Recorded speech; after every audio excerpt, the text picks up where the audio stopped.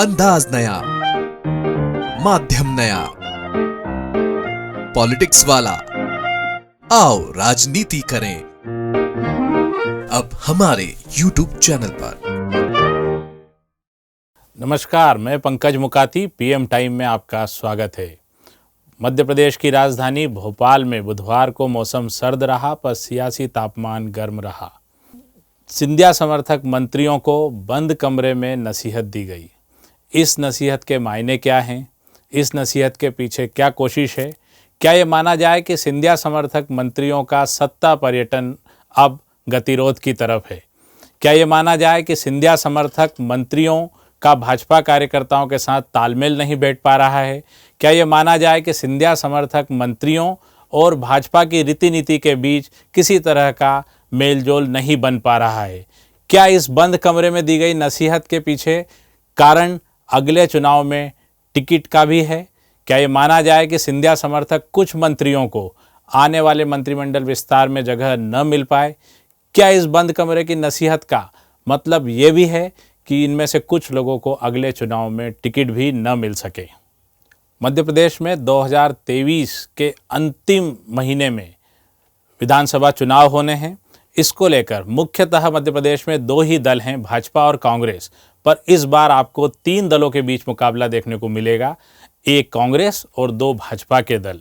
भाजपा में दो दल कैसे? भाजपा में दो दल, एक भारतीय जनता पार्टी और दूसरा भाजपा के भीतर बैठे हुए महाराज के समर्थक मंत्री और उनके विधायक। इस बार के चुनाव में ये माजरा देखने को मिल रहा है। बुधवार को भाजपा मुख्यालय में राष्ट्रीय महामंत्री ने सिंधिया समर्थक मंत्रियों को बंद कमरे में बैठाकर नसीहत दी। उन्हें भाजपा के गणतंत्र, भाजपा के संविधान और भाजपा की रीति नीति कायदे में रहने की हिदायत दी। इस हिदायत में उन्हें साफ साफ कहा गया है कि वे व्यर्थ की बयानबाजी न करें, भाजपा कार्यकर्ताओं के साथ मेलजोल बढ़ाएं, लोगों के साथ मिलकर रहें और अपने अपने इलाकों के दौरे करें, अपने इलाकों पे वोटरों पर फोकस करें। इसके मायने सियासी इलाकों में यही माने जाएंगे कि सिंधिया समर्थकों का रुतबा घट रहा है। भाजपा के करीबी सूत्रों और बड़े नेताओं का ये मानना है कि सिंधिया के जुड़े हुए मंत्री और उनके विधायक आज भी भाजपा मुख्यालय के नियम कायदों को मानने के बजाय हर बात के लिए महल की तरफ देखते हैं। महल और भाजपा के बीच का ये जो दौर है, ये जो खाई है, इसे पाटने की कोशिश भाजपा महामंत्री ने बुधवार को की। सिंधिया के मंत्रियों और उनके समर्थकों में 9 को हम चुनकर यहाँ पर लाए हैं, जिन्हें आप समझ सकते हैं कि सिंधिया के नवरत्न।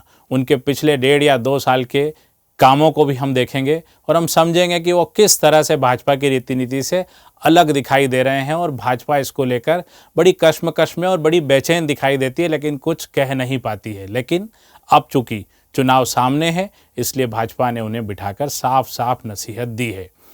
इसमें हम सबसे पहले नाम जोड़ते हैं इमरती देवी का। इमरती देवी कांग्रेस से भाजपा में आई, इसके बाद वे उपचुनाव में हार गई, लेकिन उन्हें फिर भी अभी मंत्री पद का दर्जा मिला हुआ है। इमरती देवी अपने राजनीतिक देवता के तौर पर सिर्फ और सिर्फ ज्योतिरादित्य सिंधिया को मानती हैं। वे उनके आराध्य हैं। वे किसी भी पार्टी में रहें, उनके नियम कायदे सब और सब सिर्फ ज्योतिरादित्य सिंधिया पर निर्भर करते हैं। वे सिंधिया जी के लिए ही राजनीति में हैं और वे सिंधिया जी का कहा सुना ही मानती हैं। अक्सर ये बात उनके बयानों में झलकती है। इस देवी ने भाजपा के नरोत्तम को भी मुश्किल में डाल रखा है। पंचायत चुनाव में उन्होंने सीधे सीधे भाजपा के प्रत्याशियों से अलग एक अपना गुट बनाने की कोशिश की और अपने प्रत्याशियों को जिताने की कोशिश की। इमरती देवी को लेकर भी बड़े पैमाने पर इलाके में असंतोष दिखाई देता है। अब हम आते हैं इस नवरत्न में से दूसरे मंत्री पर। दूसरे सबसे ऊर्जावान मंत्री हैं प्रद्युम्न सिंह तोमर। इनके पास ऊर्जा विभाग है और ये उसी विभाग के अनुरूप ऊर्जा से लबरेज दिखाई देते हैं। प्रद्युम्न सिंह तोमर हैं तो ऊर्जा मंत्री, लेकिन वे कभी आपको नाले में उतरते हुए दिखाई देंगे तो कभी नाली में उतरते हुए दिखाई देंगे। कभी कभी वे खंबे पर भी चढ़ जाते हैं। उनके इस सर्कस को देखकर जनता तालियां पीटती है, लेकिन वे अपने विभाग में क्या काम करते हैं इस पे वे कोई भी बात करने को तैयार नहीं होते। उनसे जब पत्रकार सवाल पूछते हैं तो वे यही कहते हैं कि बिजली आई और बिजली गई। इस अंदाज के साथ वे लगातार कुछ न कुछ नया करते रहते हैं, ऐसा कौतुक करते रहते हैं मानो वे मंत्री न होकर कोई नटखट से काम करने के लिए बनाए गए हों। कुछ दिन पहले प्रद्युम्न सिंह तोमर ने एक और कौतुक किया। उन्होंने चप्पल उतार दी और वे नंगे पैर चलने लगे। इसके पीछे उनका तर्क ये था कि मेरे इलाके की सड़कें ठीक नहीं हैं, इसलिए मैं नंगे पैर चलूँगा।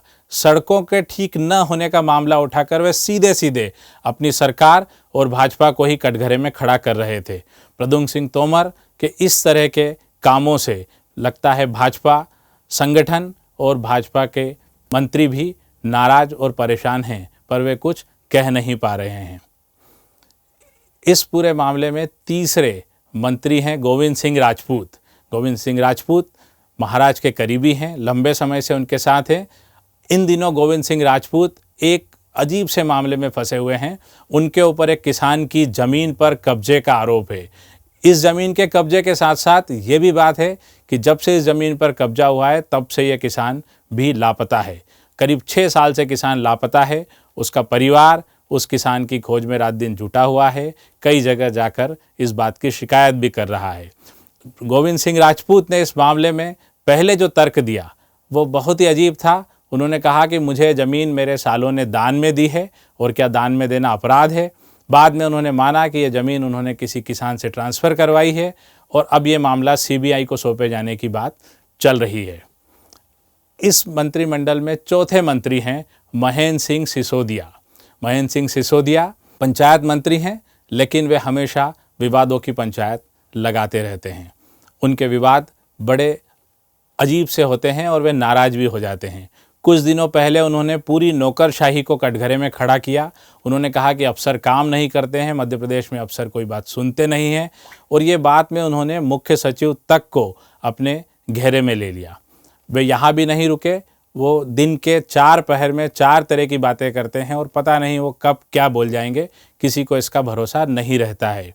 कुछ दिनों पहले उन्होंने एक चुनावी सभा में कहा कि जितने भी कांग्रेसी हैं वो किनारे हो जाएं या भाजपा में शामिल हो जाएं, नहीं तो मामा का बुलडोज़र तैयार खड़ा है।